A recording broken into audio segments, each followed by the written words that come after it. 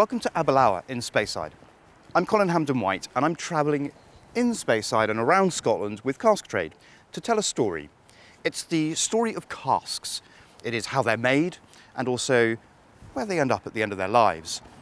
That story starts with distillation, really. It's what goes into the cask, the spirit, and then how the cask is filled, how then it spends its life with the spirit in it, maturing that spirit over the years, to then bottling.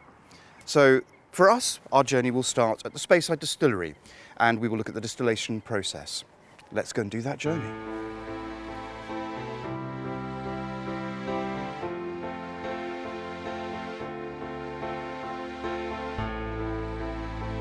So it's good to see you again, Finlay. And that is here.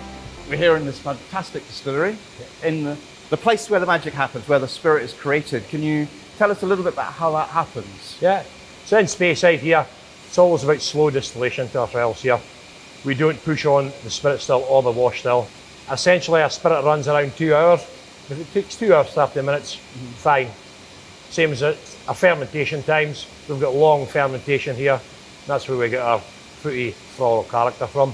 So that differentiates you from other distilleries, you think, that long fermentation, that we've got the longer fermentation. Fruity character. The fruity character, and it always shines through, and finishing off with the slow distillation, slicing on the cake for us. Fantastic.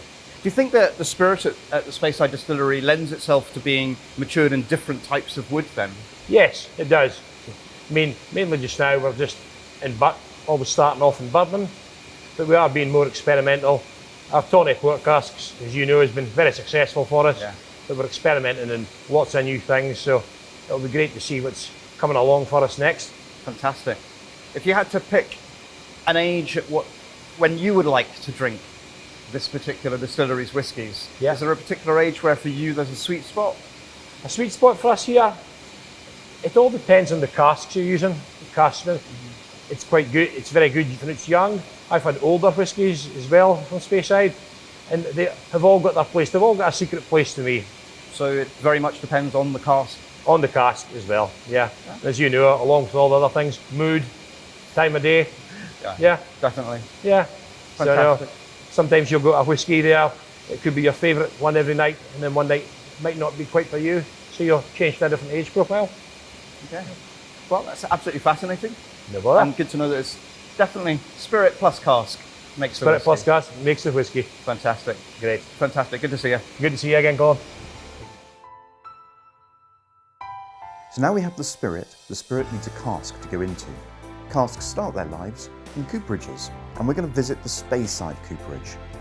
The casks arrive in the cooperage and then are broken down and then rebuilt.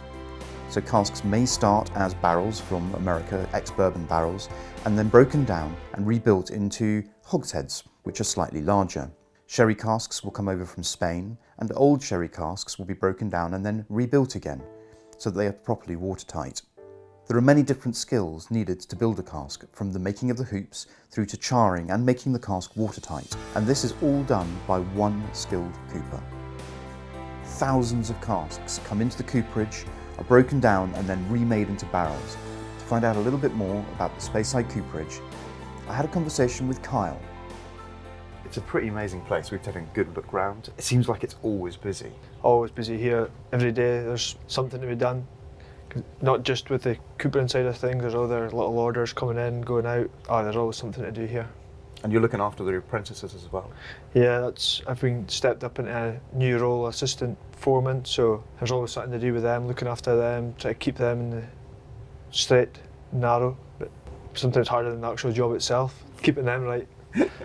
But try to hand down the skills that I was shown, try to hand them down I was shown from Malcolm, who's now the workshop manager. He was my journeyman, so I'm trying to show them what he showed me. And when I was walking around, I saw that there are different types of wood. Do you find that there are more different types of wood coming through the system now than in the past? Yeah. Lately, different types of woods coming through. There's Scottish oak we've kind of started getting involved with, so we're seeing more and more of it becoming more and more popular. So every week there's more orders for it coming in, so it's good to see. Do you think that with these different types of woods coming in, is that because of people liking different finishes, or that there's a shortage of wood so that they're using many different types to sort of fill that shortage? Yeah, I feel like it's kind of a bit of both. People are like, a lot more people are experimenting with different stuff now, but then there is also the shortage of wood worldwide, not just locally in Europe and that. So yeah, I feel like there's a bit of both there, but there's a lot of people experimenting with different stuff now, putting their whiskies into different types of oak to see what happens. Once the cask has been finished, it then needs to be filled with spirit. And this is done at a filling station. At a filling station, the spirit arrives in huge tankers, and those tankers are then emptied into big vats. And then the vat fills the casks, so several hundred casks can get filled in one go. In a modern filling station, the set amount of liquid for each cask can be preset, and the ABV for the liquid also preset. Once the casks are then finished, then we go to maturation. We're now going to discover the maturation stage of a cask's life, where it takes the spirit and matures it into what will become whisky. We're at D&M Winchester. This is in Speyside, and this is their lovely old warehousing at the old Colburn distillery. We're going to meet Gareth, and he's going to tell us all about Dunwich warehousing.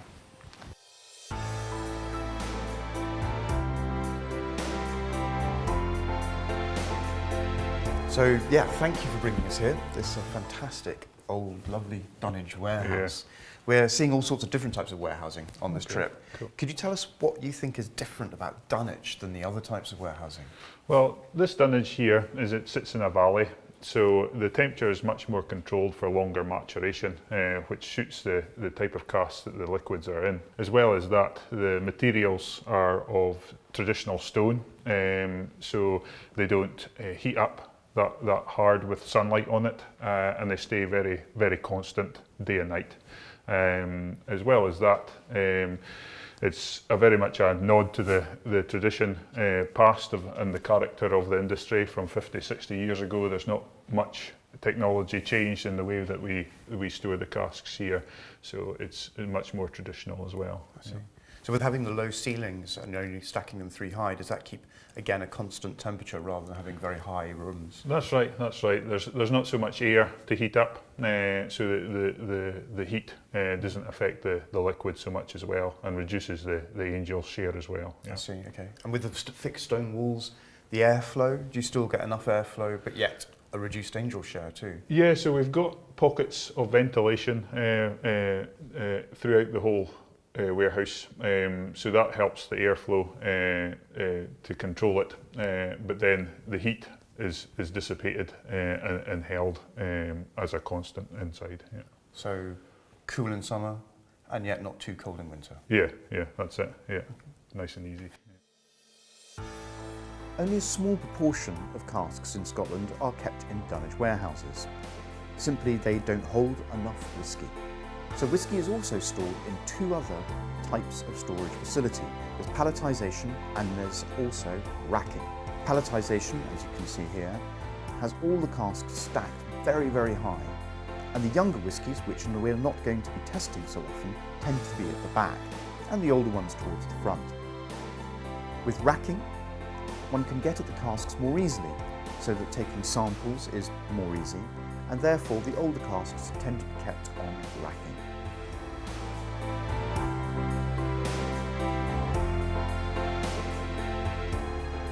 We're nearing the end of the journey. We're in Edinburgh at Young Spirits, who are bottlers, and they also do regauging. I'm going to meet a guy called Chris Murdoch, who's going to tell us all about those 2 things. Hey Chris. How are we doing? Yeah, good to see you. Thank you very much. Here we have the regauging process. We start with a barrel or cask being rolled up into position, and it will be opened up by one of the blenders. We put in the pipes, connect it to the pump, and filter the whiskey into IBCs. So we can do this in 2 directions. It can go into the IBC when we want to check for the regauging process, which will be ultimately now checking ABVs, and everything from clarity to colour to things like this can be changed and checked at this stage, or going back into the barrel to continue to age, having done these tests. And the next step from here having poured it into the IBC, is to move it through to the bottling hall for the production staff to start bottling. We have turntables here that lead onto the conveyor belts. All the bottles are air washed to decontaminate them, and then they are loaded onto the lines where they'll head up, and we've got the 4-head filler. Our big hydraulic system, everything's powered by air here, so we fill the bottles here and they're put back on the line where they are capped, and either a tin capsule put on them, which is rolled on by a machine, or they are heat sealed. So we put a plastic seal on them and they go through a heat tunnel. They go past the lot coder, which will put the date and the production line on so that we can, sort of accountability-wise, we can trace the bottles. And then they either pass through this big labeling machine or are hand labeled by the girls, who will apply front labels, back labels, any special neck labels, and then ultimately any duty stamps that are required. The bottles are packed up and either into their tubes, gift boxes, or just palletized and shipped out based on country and ultimately client.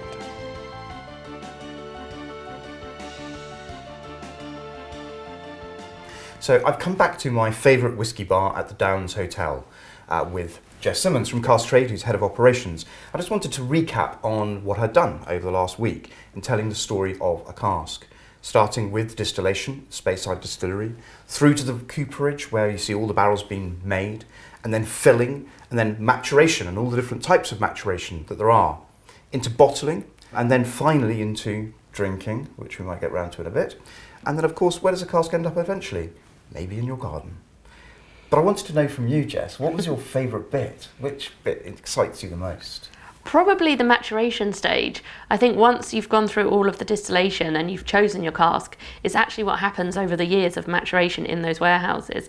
And I think it was exciting to see the different types of warehousing, and then obviously at the end product. The end product. Before we get to that, if you could choose a particular type of wood you like your whisky matured in, is there a particular type of wood? I'm a fan of sherry casks, so I do like the different variations of sherry, but I also do like to have something maybe a bit different, so maybe a rum cask finish ever so often. Okay, so finishing is a thing and it's good for the whisky? Yes, definitely. Okay, let's give it a go. Cheers.